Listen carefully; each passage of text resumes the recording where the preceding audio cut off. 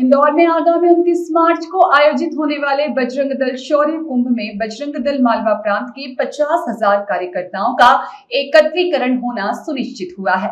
कुंभ के पूर्व सभी जिलों में प्रखंड सह त्रिशूल दीक्षा के बड़े बड़े कार्यक्रम चल रहे हैं। इसी के साथ बनो बजरंगी गांव-गांव संयोजक बनाओ अभियान चल रहा है।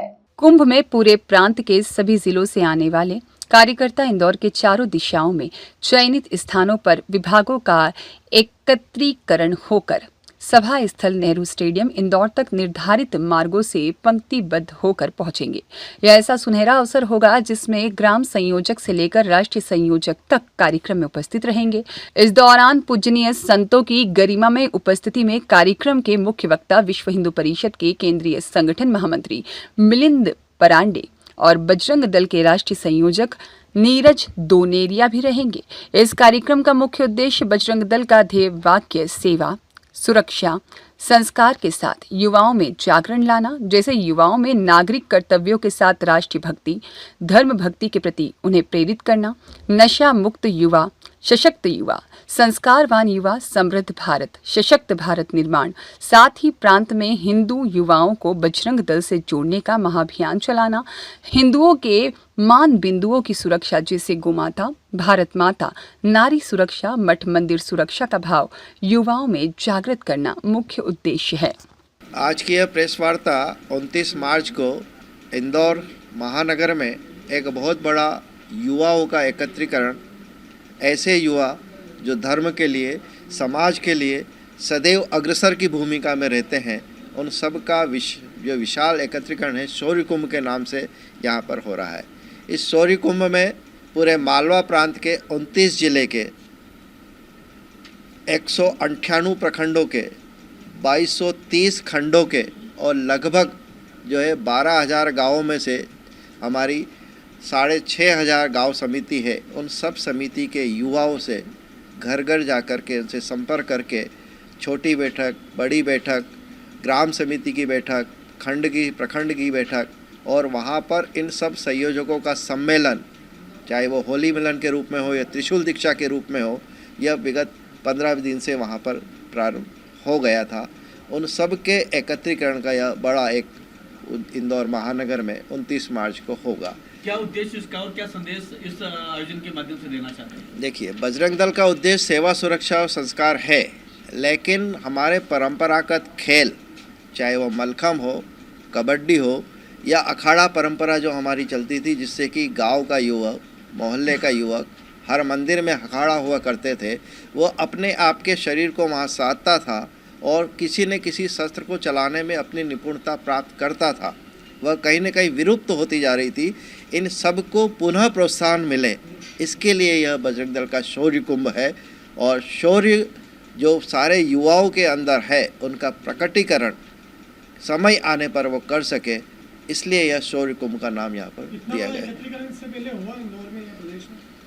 अभी बहनों का एकत्रीकरण उज्जैन में हुआ था शक्ति संघों के माध्यम से 29 दिसंबर को, जिसमें परम पूज्य साध्वी ऋतुमणि दीदी का पावन सानिध्य प्राप्त हुआ था, जिसमें 35,000 बहनें मालवा प्रांत में की वहाँ पर एकत्रित हुई थी। और दीदी माँ के श्रीमुख से ये सुनने को मिला था कि पूरे भारत में इतना बड़ा किसी संगठन के माध्यम से बहनों का एकत्रीकरण नहीं हुआ। और उन्हीं सबसे प्रेरणा लेकर के फिर हम मन में विचार आया मालवा प्रांत की टोली में कि भाइयों का भी ऐसा एकत्रीकरण होना चाहिए, जिसके यहाँ के युवा और प्रेरणा, ऊर्जा प्राप्त करके समाज और राष्ट्र हित में अपना योगदान दे सके। जी बिल्कुल, यह जो शौर्य कुंभ है, यह हमारे जितने सनातनी हैं उन सबके मन में आत्मविश्वास पैदा करना कि कोई ऐसा संगठन है जो हर परिस्थिति में ऐसे विधर्मी या जिहादी मानसिकता वालों को स्पष्ट प्रतिकार करके, स्पष्ट संदेश उनका विरोध करके किसी भी रूप से सक्षम है, ऐसा स्पष्ट संदेश देने के लिए यह एक कार्यक्रम है। इसमें आप जो कह रहे हैं कि पूरे भारत में हमको सब जगह देखने को मिलता है। कुछ दिन पहले महू में एक घटनाक्रम हुई। यह बहुत विचारणीय प्रश्न है कि ऐसी मानसिकता के लोग जिनको एक खेल की विजय पर हजम नहीं हुई उनको बात, और खेल की विजय हजम नहीं हुई, तो प्रश्न यह आता है कि जब यह भारत किसी से युद्ध करेगा और वैसी मानसिकता वालों से युद्ध करेगा जिहादी मानसिकता वालों से युद्ध करेगा, तब वो क्या इस देश का साथ देंगे? यह बहुत बड़ा प्रश्न है। नागपुर में भी घटनाक्रम देखा, ऐसे भारत के कई जगह अन्य घटनाक्रम होते हैं। और मेरा तो यह मानना है कि एक तरह का यह टेस्टिंग पीरियड उनका है, जिसको हम गृह युद्ध प्रारंभ हो गया है। इसलिए भारत के सारे सनातनी धर्म प्रेमी, राष्ट्र प्रेमी जितने भी युवा हैं, चाहे वे किसी भी मंत्र पंथ परंपरा को मानते हैं, लेकिन भारत माँ को माँ कहते हैं, गौ माता को गौ माँ कहते हैं, वे सब भाइयों से यही आह्वान है कि आज समय है कि आप अपने आप को सुसज्जित करें, क्योंकि यह ऐसा विषय होगा जब आप अगर उनका सड़क पर ही आप जवाब दे पाएंगे और सड़क के युद्ध में, मैदान के युद्ध में आप विजयी हो गए, तो टेबल पर आप उनसे नेगोशिएट करने की स्थिति में रहेंगे। अगर आज आप मैदान में सड़क पर युद्ध हार गए, तो ऐसी जिहादी मानसिकता के साथ टेबल पर किसी भी प्रकार का नेगोशिएशन की स्थिति में नहीं रहेगा। तब इस अभी आपने महू की बात की, महू का जिक्र किया आपने। महू में जो भी घटना हुई, प्रदेश में सरकार जो है वो आपकी विचारधारा की, आपकी सरकार है, पुलिस प्रशासन है, सरकार ने अभी तक जो कार्रवाई की, आपके संतुष्ट हैं उससे?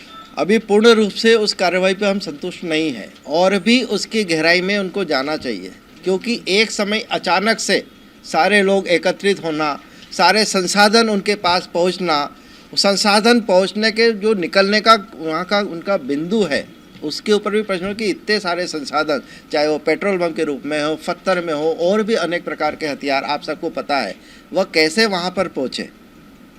यह अभी जांच का विषय है और यह जांच होनी चाहिए। मैं पुनः आप सबके माध्यम से मध्य प्रदेश सरकार, यहाँ तक कि केंद्र सरकार को भी, क्योंकि यह पूरा भारत का भी विषय हो सकता है कि कहाँ से उनको फंडिंग हो रही है, कहाँ से। अभी समाचार माध्यम से हमने एक नया गणित जो है सुनने को मिल रहा था कि नागपुर में जो हुआ वो कश्मीर के पत्थरबाजों की प्रक्रिया हुई। ये सब मीडिया के द्वारा ही मेरे को समाचार पत्रों में सुनाई दे रहा।